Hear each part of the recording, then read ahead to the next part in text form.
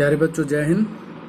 Class 10 गणित प्रश्नावली 3 दो चर वाले रैखिक समीकरण एवं। आज हम चैप्टर 3 करने जा रहे हैं। जैसे कि आप नाम देख पा रहे हो कि दो चर वाले रैखिक समीकरण एवं।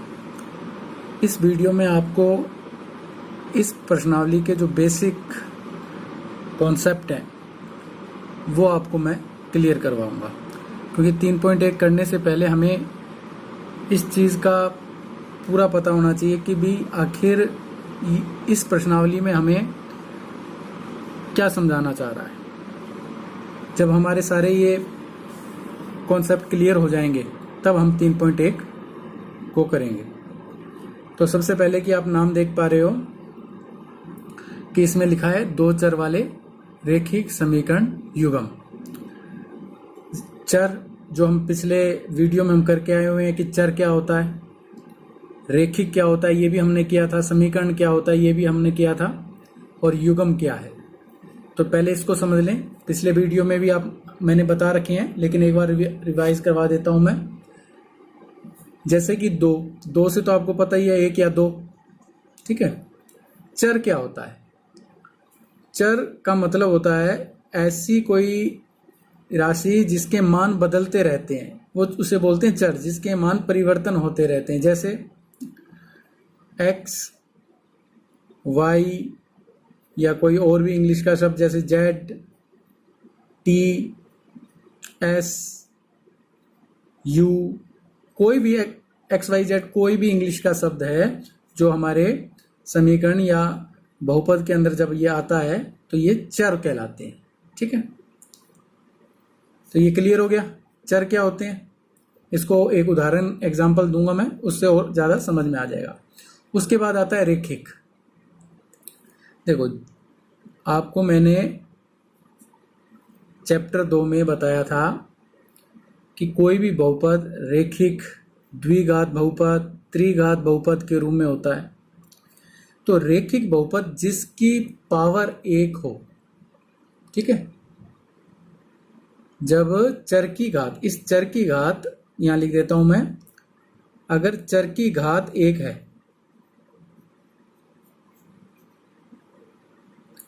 तो वो रैखिक कहलाता है, रैखिक बहुपद कहलाता है, ठीक है। क्लियर हो गया। समीकरण में दाएं पक्ष और बायां पक्ष आ जाता है। जैसे व्यापक समीकरण लिखता हूं मैं, कोई व्यापक, जैसे रैखिक समीकरण में व्यापक समीकरण किस रूप में होती है? ax plus by plus c equal 0। कोई भी जो समीकरण होती है वो इस रूप में होती है, और रैखिक समीकरण इसी रूप में ही आपको आएगी, ठीक है। ये देखो, x क्या अचर है, y क्या अचर है, ठीक है, c क्या अचर। ये अब आपको हो गया जी, आपने तो कहा x y z ये अचर होते हैं। c का मतलब है अचर पद, यानी यहाँ पे कोई अंक आएगा, c नहीं आएगा, यहाँ पे कोई अंक आएगा। 1 2 3 4, यानी कोई भी वास्तविक संख्या आ सकती है। वास्तविक संख्या भी आपको बता रखी है क्या होती है। वास्तविक संख्या जैसे 1 2 3 4 अनंत, √5, -3, तो ये सब वास्तविक संख्या है, ठीक है। x चर हो गया, a क्या हो गया? ये भी वास्तविक संख्या है, यानी x का गुणांक है। ये गुणांक भी है और वास्तविक संख्या भी है, दोनों ही लिख देता हूं मैं। वास्तविक संख्या और क्या है? गुणांक, ठीक है। इसी तरह ये भी गुणांक है और ये चर है, चर पद है। चर पद के साथ किसका गुणा है? b का, और b कौन है? वास्तविक संख्या, यानी कोई अंक आएगा। इस y के साथ कोई अंक आएगा, कुछ भी हो सकता है। a और b दोनों ही अचर पद हैं, अचर पद के साथ इस चर पद का गुणा है, ठीक है। एक वास्तविक संख्या a और b। c अकेला चर पद होगा, इसके साथ कोई x y z कोई भी चर पद नहीं होगा, इस c के साथ कोई भी चर पद नहीं होगा। तो आपको ये समझ में आ गया समीकरण, ठीक है। मैंने चर बता दिया, दो चर वाले, यानी ऐसे जिसमें दो चर हो। दो चर मतलब x भी हो y भी हो, यानी दो चर का मतलब हो गया कि उसमें दो शब्द होंगे इंग्लिश के। जैसे मान लिया 2x प्लस 3y, तो दो चर हो गए ना इसमें, तो दो चर वाले। तो ऐसा समीकरण लिखना है जिसमें दो चर हों, एक्स हो या टी एस हो या वाई टी हो या एक्स एस हो, कुछ भी हो सकता है। रेखिक जिसकी घात सबसे बड़ी पावर 1 हो तो वह रेखिक समीकरण इस रूप में होगी। युग्म का मतलब क्या होता है? युग्म का मतलब होता है जोड़ा, यानी जोड़े के रूप में आएगी। इस प्रश्नावली 3 में आपको इस तरह के सवाल मिलेंगे जिसमें दो चर होंगे। दो चर यानी ऐसी समीकरण होगी जिसमें एक्स भी होगा, वाई भी होगा या टी एस होगा, दो होंगे। उसके बाद रेखिक यानी सबकी पावर 1 होगी, 1 से बड़ी कोई पावर नहीं होगी इसमें, ठीक है। समीकरण इस रूप में होगी और युग्म के रूप में होगी, यानी जोड़े के रूप में होगी, यानी दो समीकरण होंगे जिसको मैं आपको और आगे से बताऊंगा। तो सबसे पहले तो ये आपको क्लियर हो जाना चाहिए इस नाम से कि दो का मतलब चर क्या है, रेखिक क्या है, समीकरण क्या है और युग्म का मतलब क्या है, जो इस प्रश्नावली का शीर्षक दिया हुआ है, दो चर वाले रेखिक समीकरण, ठीक है। अब रैखिक समीकरण में के मैं कुछ एग्जाम्पल दूं, ठीक है। दो चर से तो आप मतलब समझ सकते हो जिसमें x भी हो और साथ में y भी हो, तो ये दो चर वाले समीकरण होंगे, x y हो या टी एस कोई भी है। अब मैं यहां लिखता हूं रेखिक समीकरण के एग्जाम्पल। रेखिक समीकरण, जैसे मैंने बताया कि रेखिक समीकरण इस रूप में होता है, इस रूप में होता है। तो आप कोई भी अपने, जैसे मैं एक एग्जाम्पल लेता हूं, कुछ भी लिख दो, जैसे 4x + 2y = 0, ठीक है। या इस रूप में भी लिख सकते हो x - y - 100 = 0, ठीक है। देखो इसको संतुष्ट कर रहा है x, a का मान 4, y का मान y, b का मान 2, c अचर पद है तो इसमें अचर पद है ही नहीं तो c का मान 0, ठीक। इसमें c का मान अचर पद 100 है, -100। इसमें y का गुणांक कौन है? v, इसमें y का गुणांक -1। x का गुणांक कौन है? इसमें a, इसमें तो a है और इसमें कौन है? 1। जब कोई अचर पद यानी कोई गुणांक ना हो तो एक गुणांक होता है, यानी कोई भी गुणांक ना हो तो उसके साथ एक होता है, तो ये एक गुणांक है, इसके साथ -1 गुणांक है और ये c अचर पद है। इसी तरीके के और भी एग्जाम्पल हो सकते हैं, कुछ भी हो सकता है। जैसे एक्स वाई की जगह मैंने ले लिया 6s - 2t + 3 = 0। ये रेखिक समीकरण है सारी। रेखिक क्यों है? क्योंकि देखो सबकी पावर 1 है, x हो चाहे y हो। दो चर क्यों है? दो चर क्यों है? क्योंकि xy st, यानी दो चर इसके अंदर आ रहे हैं। देखो दो चर आ रहे हैं। रेखिक क्यों है? क्योंकि सबकी पावर 1 है, इसलिए सब चर पद की पावर 1 है, इसलिए ये रेखिक है। समीकरण क्यों है? क्योंकि इस समीकरण को संतुष्ट करता है, ठीक है। इस व्यापक समीकरण को ये संतुष्ट कर रहा है, क्योंकि हमेशा समीकरण इस रूप में होती है, तो इसको संतुष्ट कर रहा है। अब रेखिक समीकरण तो हम समझ गए, लेकिन रेखिक समीकरण युग्म, ये युग्म शब्द क्यों आया है? ये दो चर वाले तो समझ गए, x और y आएंगे, दो चर तो दो हो गए। युग्म का मतलब इन दो से नहीं है, युग्म का मतलब है जोड़ा, यानी ऐसे समीकरण आपको यहां इस प्रश्नावली में मिलेंगी कि दो जोड़े के रूप में मिलेगी, ठीक है। जैसे a1x + b1y + c1 = 0, a2x + b2y + c2 = 0। इस रूप में आपको इस प्रश्नावली में समीकरण बनेगी। या इसका मतलब है कि दो समीकरणें होंगी, दो रेखिक समीकरणें होंगी। जैसे ले लिया मैंने एक एग्जांपल ले लेता हूं मैं, जैसे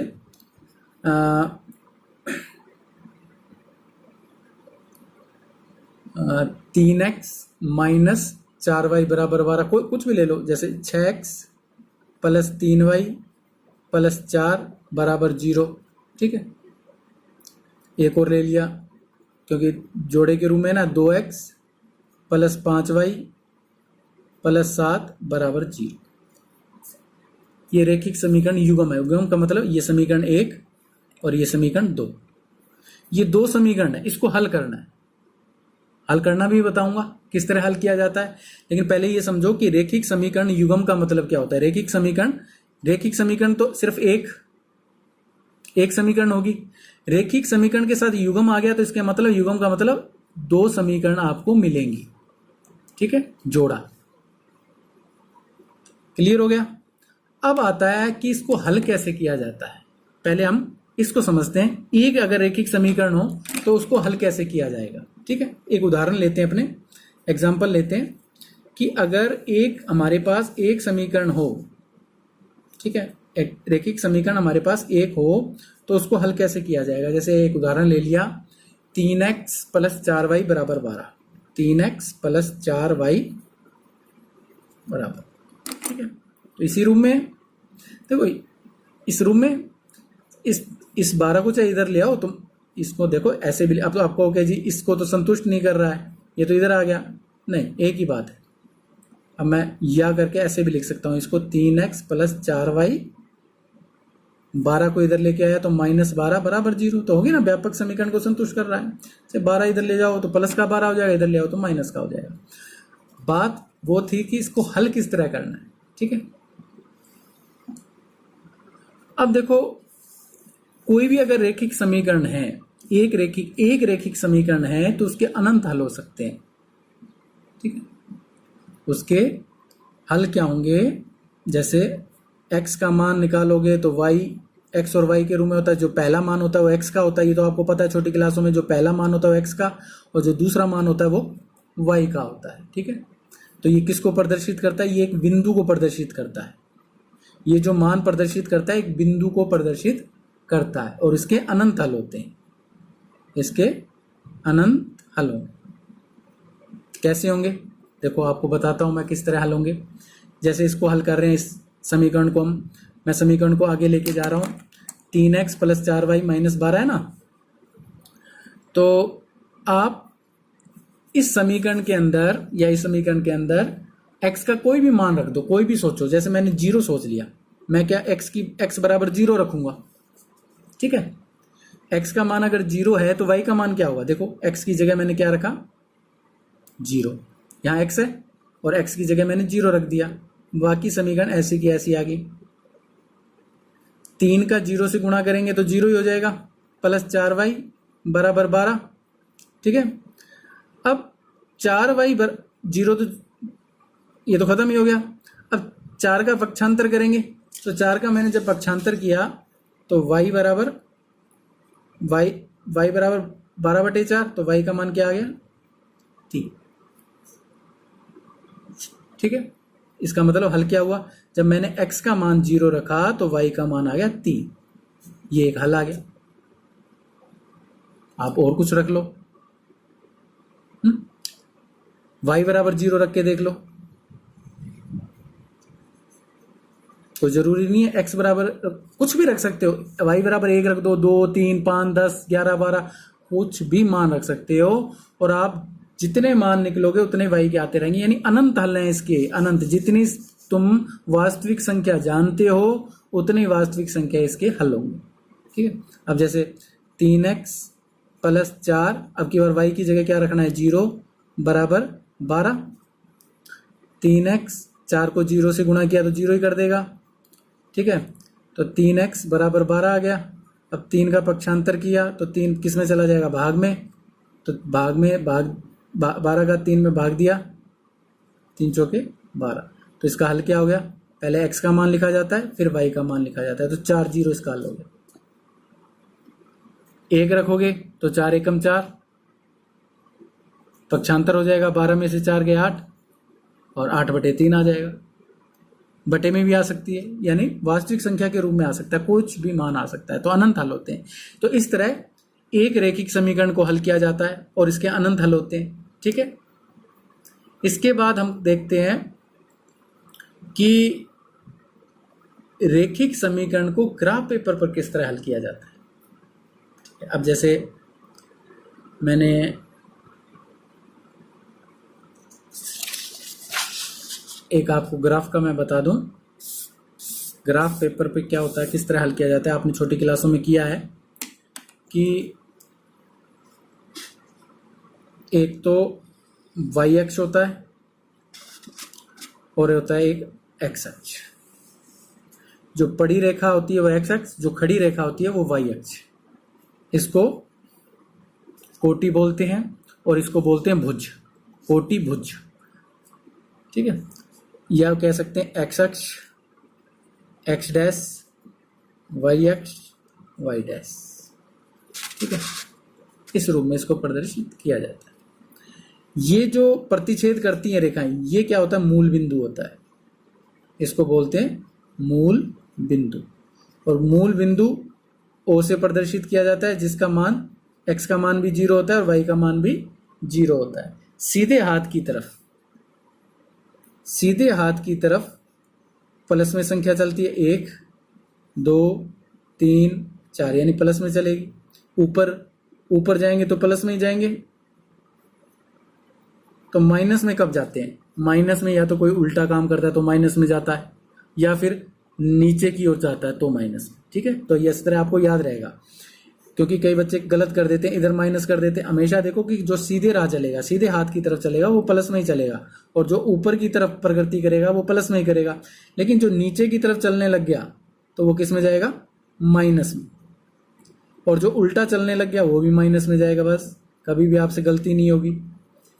ठीक है, तो सीधे हाथ की तरफ प्लस, उल्टे हाथ की तरफ माइनस, नीचे माइनस, ऊपर प्लस। ठीक है, अब जैसे कुछ मैं बिंदु ले लेता हूं, 1 2, -1 2,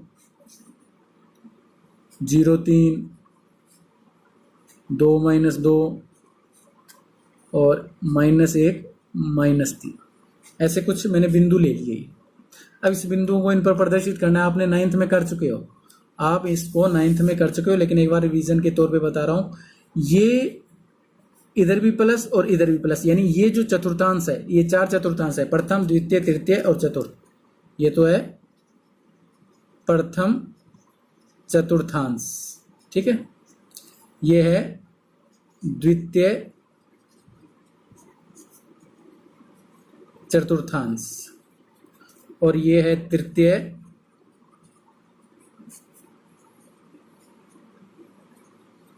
चतुर्थांश और ये है चतुर्थ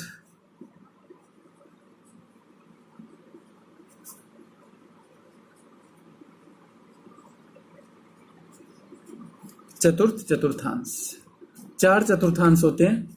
यहाँ पे तो प्लस प्लस की संख्या आती है, क्योंकि इधर भी प्लस है और इधर भी प्लस है। अब इसमें कौन सी है प्लस प्लस की, ये वाली है, तो ये यहाँ ही आएगी। देखो कैसे, एक कहाँ चलना है, एक्स, ये एक्स पहला मान एक्स का होता है, दूसरा वाई का। तो पहले एक्स पे चले और वाई पे कितने चले, 2। तो यहाँ आएगा ये बिंदु 1 की सीध में और 2 की सीध में। ठीक है, यहाँ आ गया बिंदु। इसी तरह -1 और 2, -1 यानी यहाँ चले -1 और 2 प्लस का 2 तो ऊपर की तरफ चलेंगे, तो ये बिंदु यहाँ आएगा।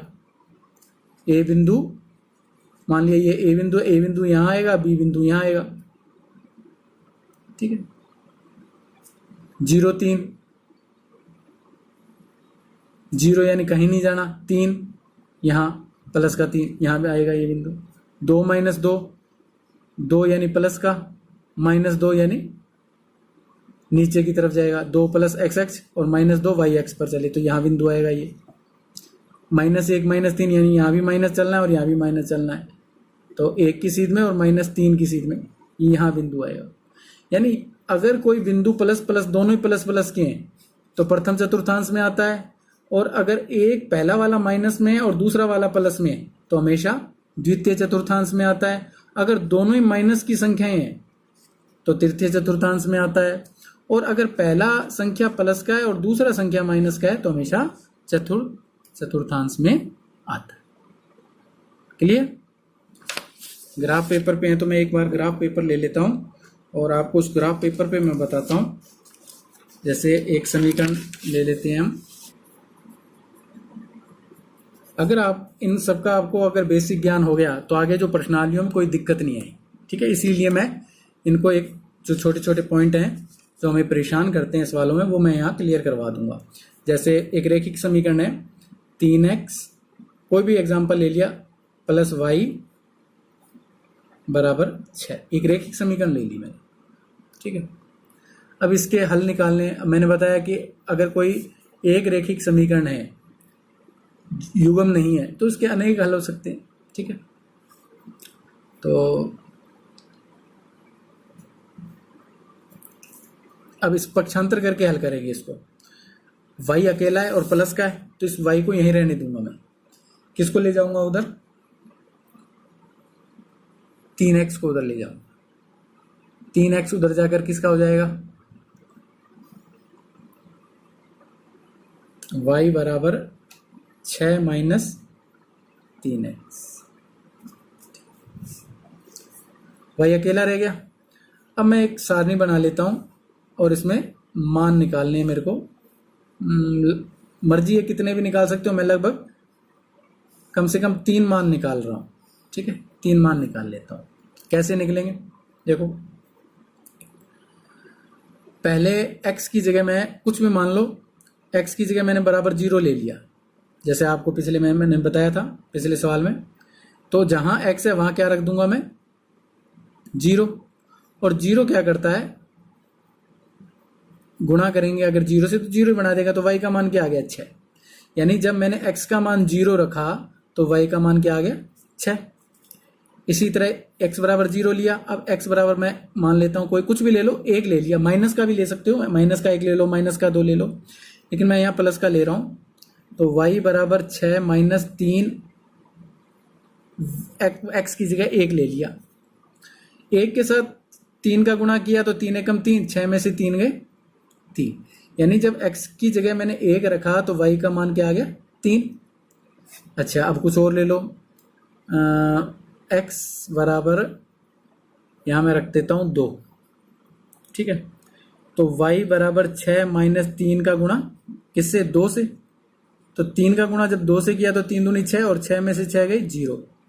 यानी x की जगह अगर मैंने 2 रखूं तो y का मान क्या आ जाता है? 0 आ जाता है। क्लियर? फिर मैंने बताया कि कोई एक रेखिक समीकरण है तो उसके अनंत हल हो सकते हैं, तो और भी कुछ निकाल सकते हैं। मैंने कम से कम 3 मान निकाल लिए ताकि मैं ग्राफ पेपर पर इसको प्रदर्शित कर सकूं। अब देखो ग्राफ पेपर पर किस तरह प्रदर्शित होगा उसको एक बार अपने इसी मान को हम ग्राफ पेपर पर लिखेंगे, क्योंकि मैंने लिखा है ना, रेखिक समीकरण को ग्राफ पेपर पर हल करना है। अब देखो, मैं जैसे आपको बताया था एक्स एक्स और वाई एक्स खींचना है, तो मैंने एक खड़ी रेखा वाई एक्स खींच दी।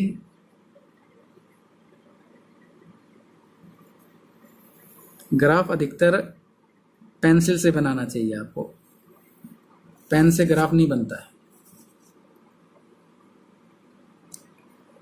कई बच्चे पेन से बना लेते हैं जिसके बोर्ड में उनके नंबर कटने की संभावनाएं ज़्यादा हो जाती है, ठीक है। जैसे बताया मैंने वाई एक्स, ठीक है, मैं काट देता हूँ, यहाँ पूरा आ नहीं रहा ना, क्योंकि माइनस की तो कोई संख्या है नहीं, इसलिए माइनस को मैं छोटा ही कर देता हूँ लाइन को। तो यहाँ ले लेता हूँ मैं ताकि आपको दिख जाए वाई डैश, ठीक है। ये एक्स और ये यहाँ ले लेता हूँ मैं एक्स डैश, क्योंकि माइनस की संख्या तो है नहीं, ठीक है। अब देखो यहाँ से मान रखने हैं अपने को, देख के सबसे पहले 0,6, ठीक है। 0,6 हमको कहाँ मिलेगा? तो मैं मान यहाँ से रख लेता हूँ। पहले तो आप इसको लिख लो, 1 2 3 4 5 6। इसी तरह प्लस में 1 2 3 4 5 और ये 6। सारणी में देख लो बड़ा अंक कौन सा है, वहां तक ले जाओ। सारणी में सबसे बड़ा अंक 6 है तो 6 तक ले जाओ, ठीक है ना। y का मान 6 है तो y का मान 6 तक ले जाओ। अब 0,6 यानी x एक्स पर तो मुझे 0 चलना है। 0 का मतलब कहीं नहीं जाना, x पर कहीं नहीं जाना है, लेकिन y पे 6 जाना है। तो x 0 यानी यहीं रह गया मैं, लेकिन y पे कहाँ चला गया? 6। तो यानी अगर x का मान 0 हो तो हमेशा बिंदु y अक्ष पर होता है, और y का मान अगर 0 है तो हमेशा बिंदु x अक्ष पर होगा। ये हमेशा ध्यान रखना। और हमेशा इसको छोटे प्रश्नों में, न्यू टाइप के प्रश्नों में, वैकल्पिक प्रश्नों में हमेशा ये सवाल आता है बोर्ड में कि अगर कोई बिंदु x अक्ष पर है तो y का मान क्या होगा, अगर कोई बिंदु y अक्ष पर है तो x का मान क्या होगा। तो हमेशा ये ध्यान रखना। तो ये किसको प्रदर्शित कर रहा है, ये बिंदु प्रदर्शित कर रहा है 0, 6 को। ठीक है, अब चलते हैं अपने दूसरे बिंदु पे 1, 3। अब 1, 3 कैसे आएगा, 1 यानी पहला हमेशा x अक्ष का होता है तो 1 यानी यहाँ चले गए, फिर दूसरा y का बिंदु होता है तो 3 पर जाना है, तो 1 की सीध में आपको 3 पर जाना है y अक्ष पर। तो ये बिंदु किसको प्रदर्शित करेगा, 1 और 3। ठीक है, उसके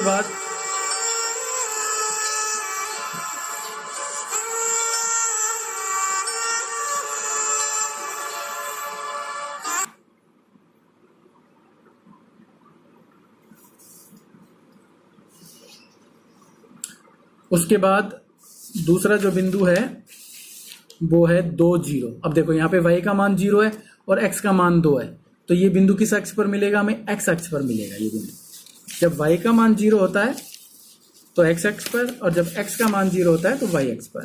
तो क्या प्रदर्शित करना है, 2, 0। तो 2 यानी x अक्ष पर कितना चलेंगे, 2 चलेंगे, x अक्ष पर 2 चले, और y पर कितना चलना है, 0।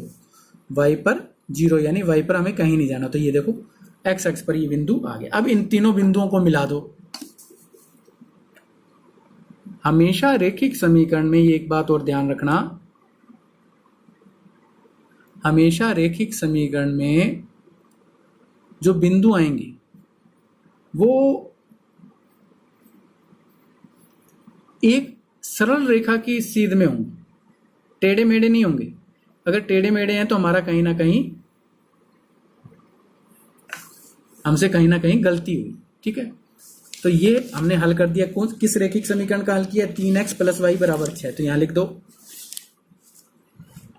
3x + y = 6।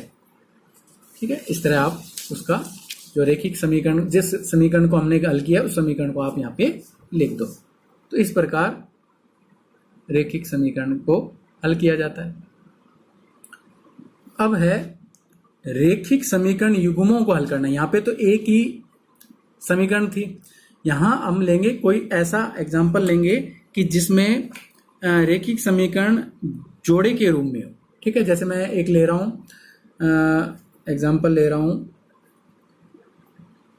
x - y = 2, और एक ले लेते हैं 3x + 2y = 16। ठीक है, ये एक समीकरण और ये दूसरी। तो जोड़े के रूप में हमने 2 समीकरण ले। अब रेखिक समीकरण को युग्मों को हल करना, तो 3 विधियां हैं, प्रतिस्थापन विधि, विलोपन विधि और वज्र गुणन विधि। लेकिन हम यहाँ पर उन तीनों विधियों से हम बाद में करेंगे, पहले हम करेंगे इसी ग्राफीय विधि से हल। इस ग्राफीय विधि से हल किस प्रकार किया जाता है पहले उसको समझेंगे। ठीक है, फिर हम आगे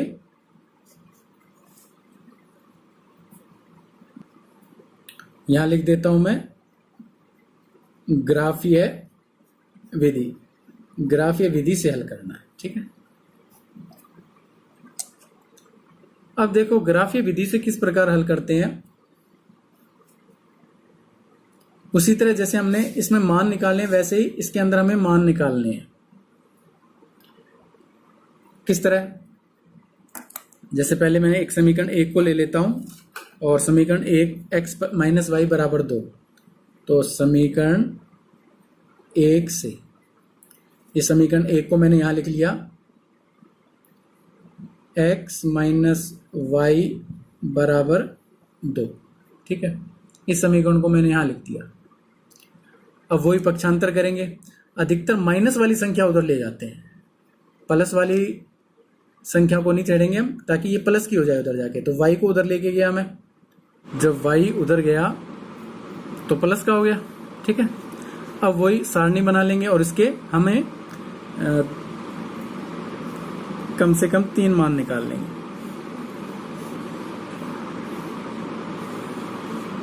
एक्स वाई। अब y की जगह मैं कुछ ऐसा मान रखूं कि x का मान आ जाए, तो मैं y बराबर पहले तो रखता हूं 0, ठीक है, इस समीकरण के अंदर। तो x बराबर 2 + 0, तो जाहिर सी बात है कि x का मान क्या आ गया, 2 ही आ जाएगा, क्योंकि 2 में 0 जोड़े 2 ही। यानी जब मैंने y का मान 0 रखा तो x का मान क्या आ गया, 2।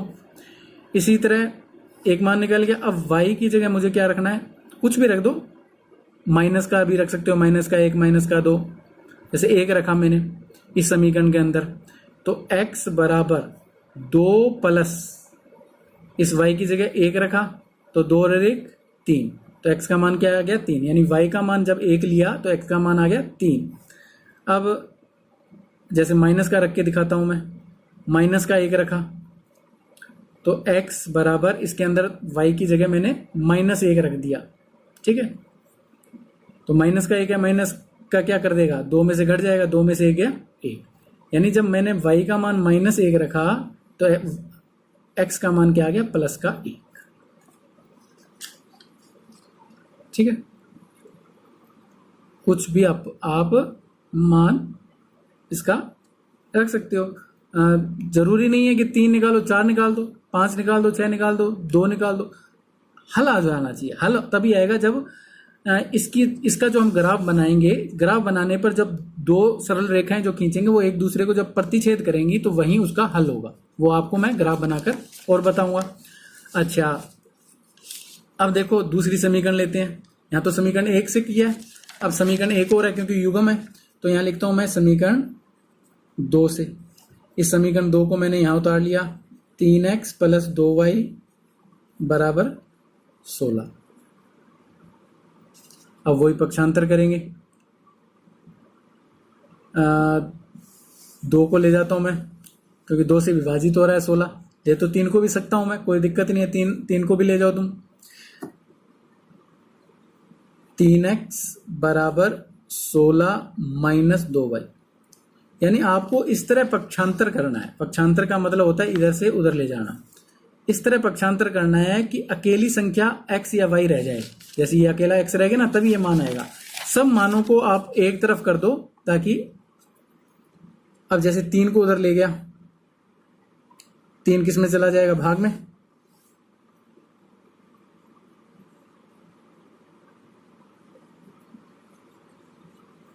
अब देखो यहां x अकेला रह गया ना, जब x अकेला रह जाएगा तब हम इसके मान हमें निकलने लग जाएंगे। अब सारणी कम से कम 3 मान निकाल लेता हूं मैं, x और y, ठीक है।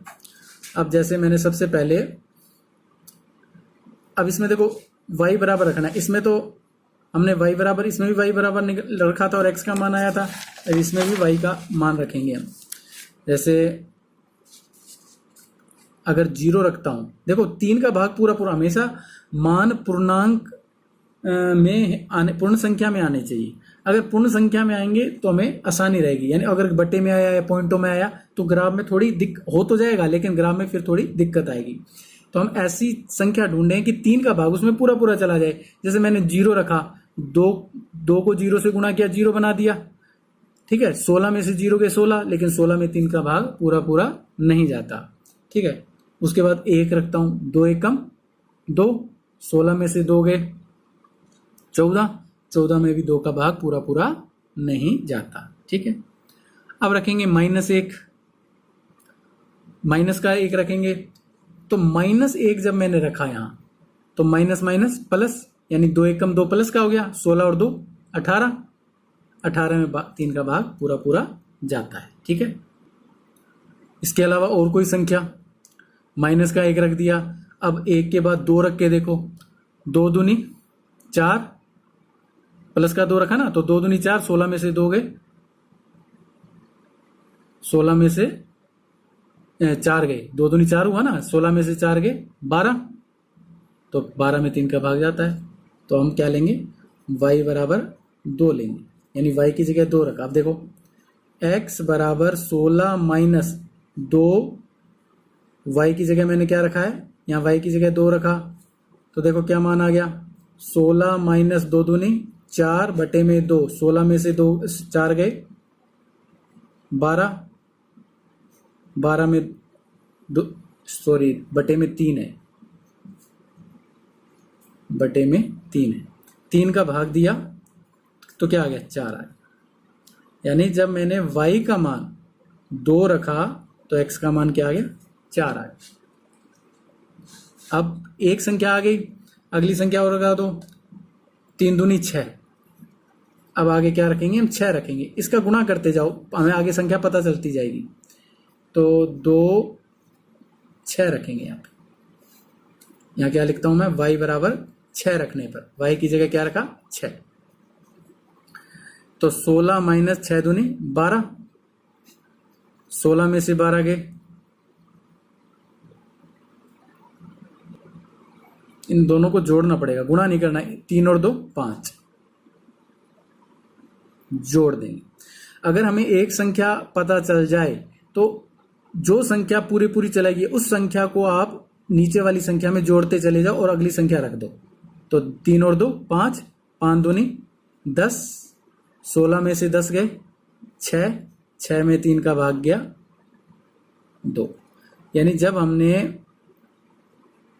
y का मान 5 रखा, यहां भी 5 कर देता हूं मैं, गुना नहीं होगा, जोड़ होगा इनका। 3 और 2 5, 5 दूनी 10, 16 में से 10 गए 6, 6 में 3 का भाग दिया 2। यानी y का मान जब मैंने 5 रखा तो x का मान क्या आ गया, 2। अब फिर जोड़ दो, 5 और 3 8, यानी y बराबर क्या लेंगे हम, 8 लेंगे। तो रखो, देखो रख के, 16 माइनस 2 इंटू 8 बटे में 3, ठीक है। तो क्या आ गया, 16 माइनस 8 दूनी 16, 16 में से 16 गए 0, 0 में 3 का भाग दिया तो क्या आ जाएगा, 0। यानी जब y का मान मैंने 8 रखा तो x का मान आ गया 0। तो इस तरीके से आप मान निकाल सकते हैं ग्राफीय विधि से। ये आगे हम प्रश्नावलियों में और सवाल करेंगे, डरने की जरूरत नहीं है। एक तरह का आपको बेसिक ज्ञान दे रहा हूं मैं। अब इसको ग्राफ पे किस तरह प्रदर्शित करना है, अब इसमें हल कैसे निकालना है। अभी हल नहीं निकला है इस समीकरण का, इस समीकरण का हल हमें निकालना है और वो भी ग्राफीय विधि से, ठीक है ना। किस तरह ग्राफीय विधि से निकालेगा, तो उसी तरह यहाँ पे एक्स एक्स और वाई एक्स खींचेंगे हम।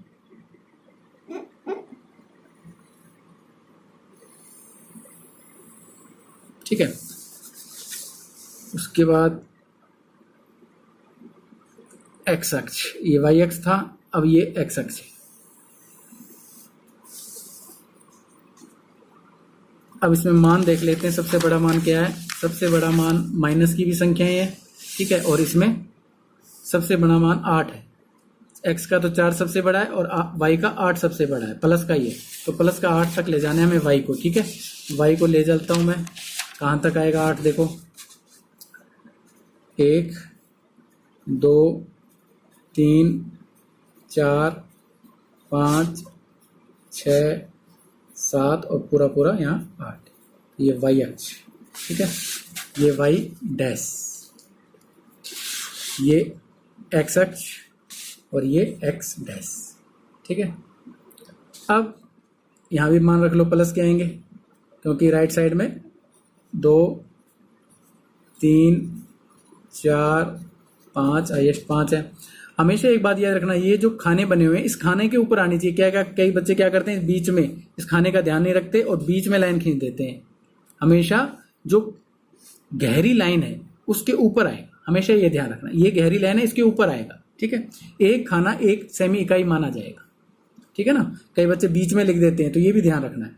ये माइनस का 1 लाइन के ऊपर ही चलना है हमें, माइनस का 2 माइनस का 3, ठीक है। इसी तरह नीचे की तरफ जाएंगे तो माइनस में जाएंगे, ऊपर की तरफ जाएंगे तो प्लस में जाएंगे। हो गया अपना ये ग्राफ। अब हमें मान देख देख कर यहाँ रखने हैं। सबसे पहले मान देखो 2 0 और 3 1, तो 2 0 कहाँ आएगा, 2 0 0, यानी हमें वाई पर कहीं नहीं जाना, 2 0 2 0, ठीक है। उसके बाद था 3 1, 3 की सीध में और 1 की सीध में, तो ये आ गया, क्योंकि 3 पहला एक्स अक्ष और 1 वाई अक्ष, समझ गए ना। 2 0 एक्स पर 2 और वाई पे कहीं नहीं जाना, 3 एक, x पर 3 और y पे, क्योंकि हमेशा पहले x का लिखा जाता है फिर y का, ठीक है। अब 1 माइनस 1, 1 माइनस 1 यानी x पर 1 और y पर -1, तो x पर 1 और y पर कितना जाना है -1, तो ये रहा y का x और ये रहा x, तो यहाँ ये बिंदु आएगा। देखो बिल्कुल सीध में आया ना। तो हमेशा ये ध्यान रखना, अगर हमारा सवाल सही है तो ये एक सरल रेखा की सीध में हमेशा बिंदु आएगा। अब इसको मिला दो,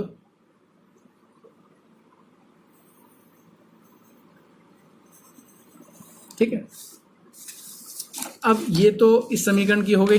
अब दूसरा समीकरण का जो हमने हल किया था उसको देखो, 4 2 2 5, 4 2 2 5, 4 2 यानी x पर चलना है 4 तो चले गए 4, और y पर चलना है 2 तो चले गए 2। इसी लाइन के ऊपर ही आ गया, ठीक है। ये लाइन थोड़ी ना ऊपर चली गई, इस लाइन यहाँ इसके बीच में आनी थी, थोड़ा हिल गया ये, ठीक है। इस लाइन के ऊपर आया ये बिंदु, कौन सा है, x का 4 और y का 2, ठीक है। 4 2 के बाद अगला बिंदु क्या है, देखो यहाँ पे अगला बिंदु है 2 5 0 8, 2 5 0 8, तो 2 की सीध में और 5 की सीध में, ठीक है। 2 5 हो गया, फिर 0 8, 0 यानी x पर कहीं नहीं जाना और y पर कितना जाना है 8, तो y पे हम 8 चले गए, क्योंकि x का मान 0 है, तो x का मान 0 है तो वो y अक्ष पर बिंदु होगा। अब इन तीनों बिंदुओं को मिला दो, इन तीनों बिंदुओं को आपस में मिला दो।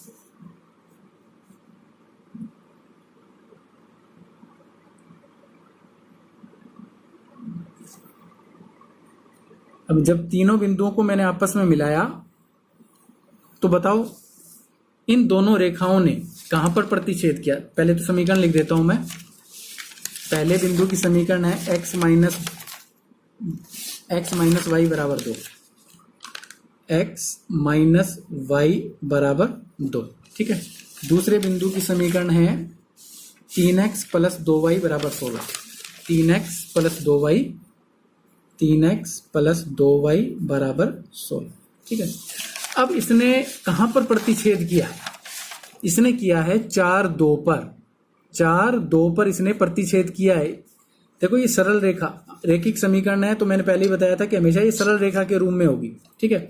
और ये कहां पर काट रही है, ये 4 2 पर काट रही है, 4 2 पर काट रही है, तो इसका मतलब x का मान क्या हो गया 4 और y का मान क्या हो गया 2, तो ये इसका हल हो गया, ठीक है।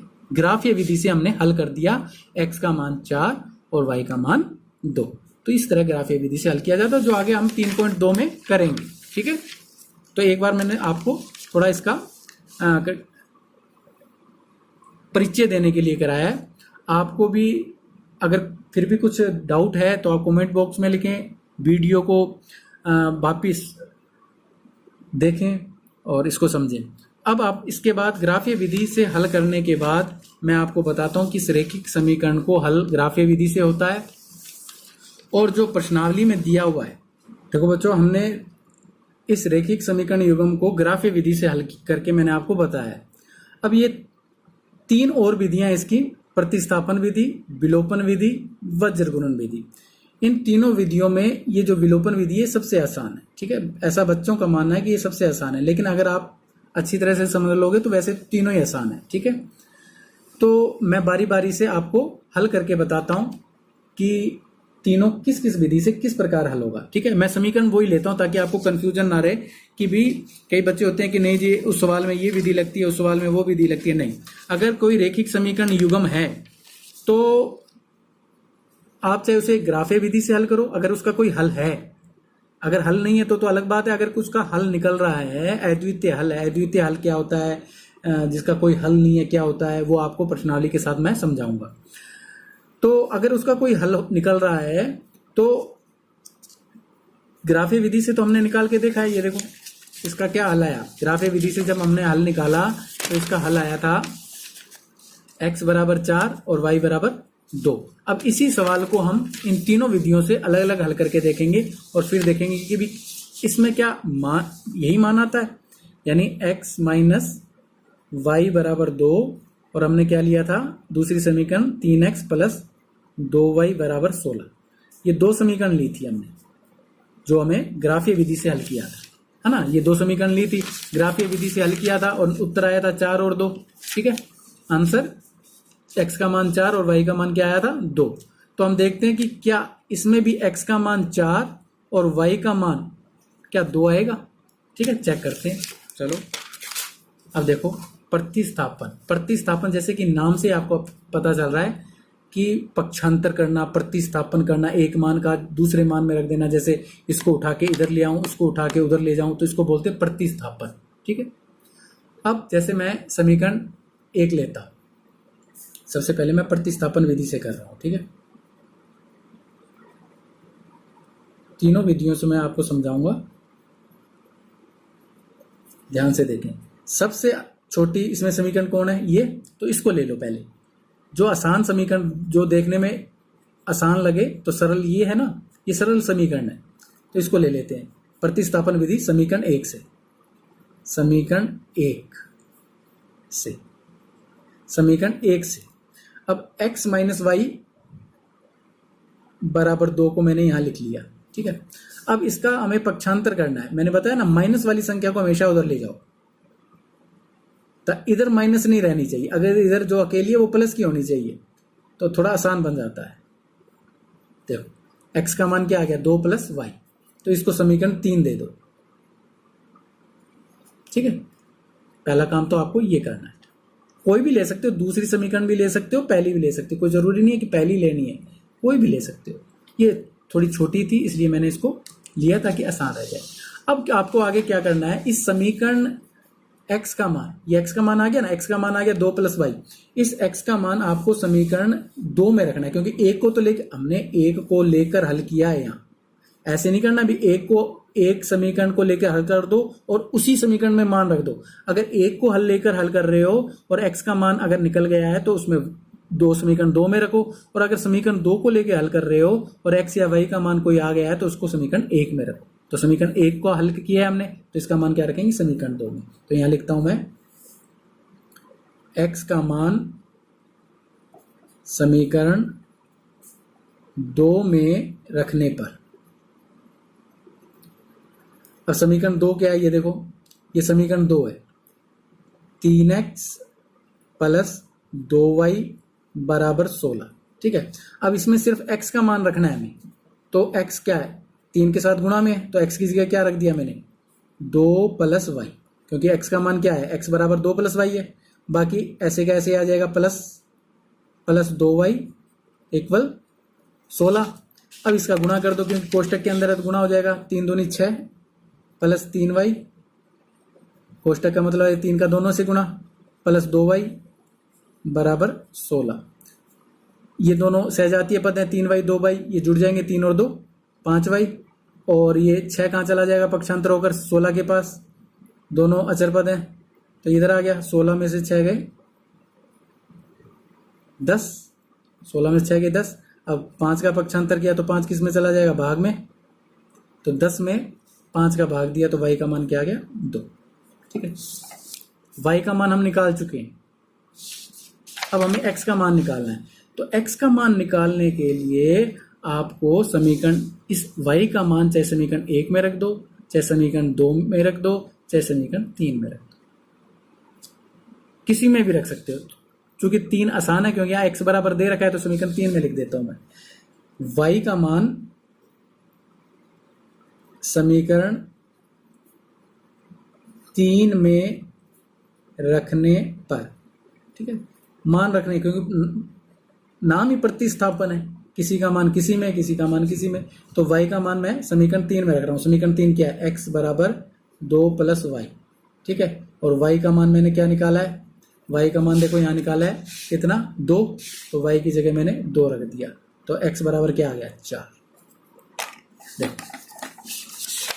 x का मान 4 और y का मान 2, और हमने जब ग्राफ में उसको हल किया था, ग्राफ में जब हल किया था तो ग्राफ में क्या आया था, ग्राफ में यही तो आया था, x का मान 4 और y का मान 2। यहाँ भी तो y का मान 2 है और x का मान 4 है, तो इसके 4 2 हल हो गए, इसका 4 2 हल हो गए। ठीक है, समझ में आया प्रतिस्थापन विधि। अब है सबसे जो आसान बच्चे मानते हैं उसको दूसरा, ये तो पहला था। अब हम दूसरा करते हैं।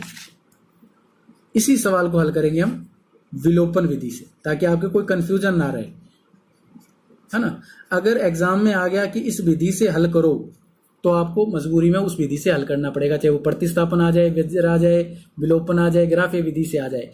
लेकिन अगर नहीं आता कि आप हल कीजिए रैखिक समीकरण को, तो आप तीनों में से किसी भी विधि से हल कर सकते हो, ठीक है।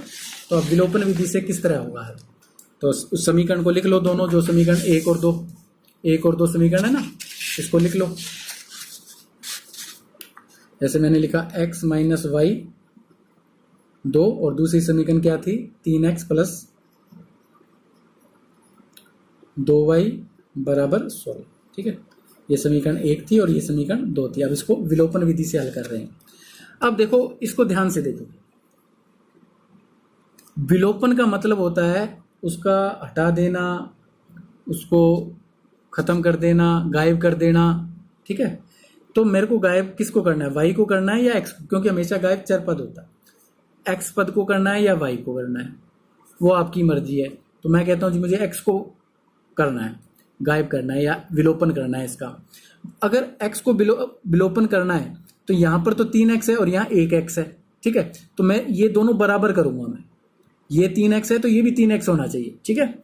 या कटे तो काट दो, लेकिन कटता तो है नहीं। तो इसको मैं समीकरण 1 को तो गुणा करूंगा, समीकरण 1 को देखो, इसका गुणांक कौन है 1, समीकरण 2 को तो 1 से गुणा कर दो, और इसका गुणांक कौन है 3, समीकरण 1 को, यानी इसके गुणांक से इसको गुणा कर दो और इसके गुणांक से इसको गुणा कर दो, ताकि ये दोनों बराबर हो जाए।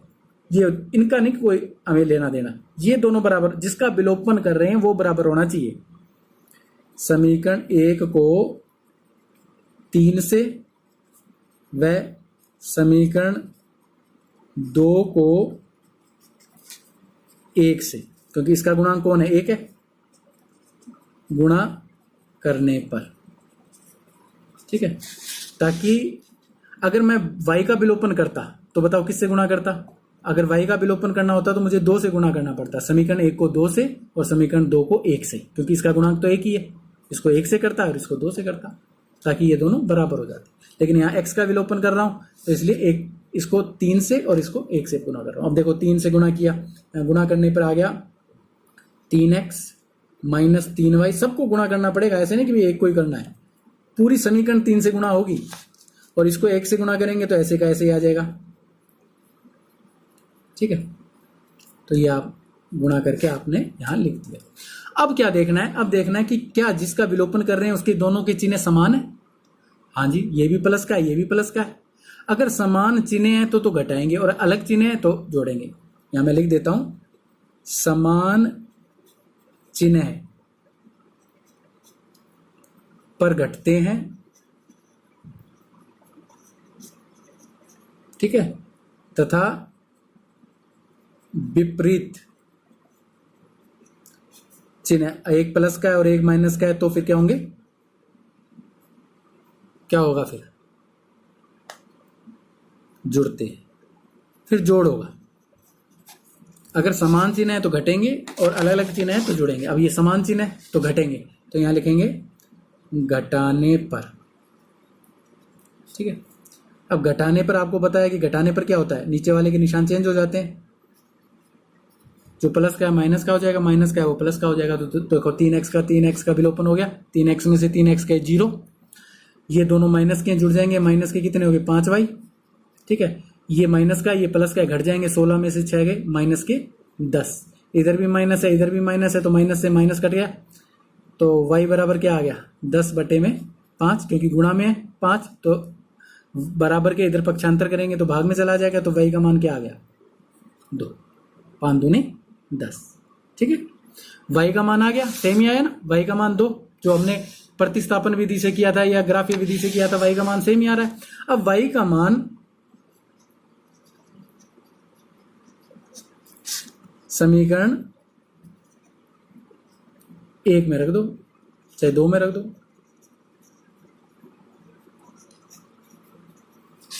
ये रही समीकरण 1। तो x माइनस वाई की जगह क्या रखना है 2, माइनस का 2 हो गया बराबर 2। अब 2 का पक्षांतर करूंगा, 2 किसका है माइनस का, उधर जाके किसका हो जाएगा प्लस का, तो 2 + 2 तो x का मान क्या आ गया 4, वही आ गया जो हमने प्रतिस्थापन विधि से किया था। तो x का मान 4 और y का मान 2 आ रहा था, लेकिन विलोपन विधि से किया तो वही x का मान 4 और y का मान 2 आ रहा। ठीक है, तो पर विलोपन विधि के बाद अब अपने करेंगे वज्र गुणन विधि, जो बच्चों को सबसे मुश्किल लगती है, इससे बचते हैं। लेकिन फिर मैं एक ऐसी ट्रिक बताऊंगा आपको कि वज्र गुणन विधि भी आपको आसान लगेगी, तो इसको ध्यान से देखें। देखो वज्र गुणन विधि, समीकरण मैंने वही ली है वापिस। अब इसको किस तरह हल करना है, देखो वज्र गुणन विधि में हमें इसे व्यापक समीकरण के रूप में लिखना होगा, क्योंकि व्यापक समीकरण क्या होती है, ax + by + c = 0। तो इस 2 को इधर ले जाएंगे, यानी इसको किस तरह लिखेंगे, x - y, इस 2 को इधर लेके गए बराबर 0। तो इस रूप में होनी चाहिए, यानी बराबर 0 रहना चाहिए। जो c पद है, अचर पद है, वो इधर होना चाहिए। इसी तरह इसको भी ऐसे ही लिख लूंगा मैं, 3x + 2y, 16 को इधर लेके आया तो माइनस का 16 हो गया बराबर 0।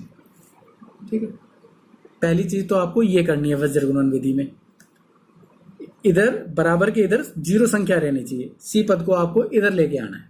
ठीक है, मेन पहली चीज है, आपको ये अनिवार्य है इसके अंदर वज्र गुणन में, सारे पद एक तरफ होने चाहिए, ए बी सी तीनों पद जो हैं एक तरफ होने चाहिए। अब क्या करना है, अब आपको गुणांक लिखना है।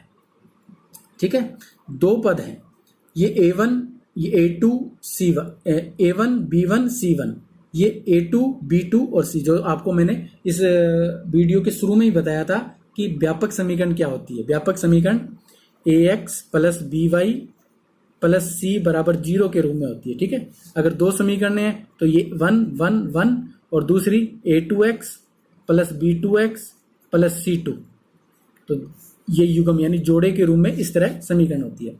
तो अब मेरे को इस समीकरण को देखकर आप बताओ a1 क्या है। x का गुणांक a1 है, तो x का गुणांक कौन है, कोई नहीं है, तो 1 माना जाएगा। ठीक है, b1 क्या है, y का गुणांक, तो y का गुणांक भी कोई नहीं है, माइनस है, -1 होगा।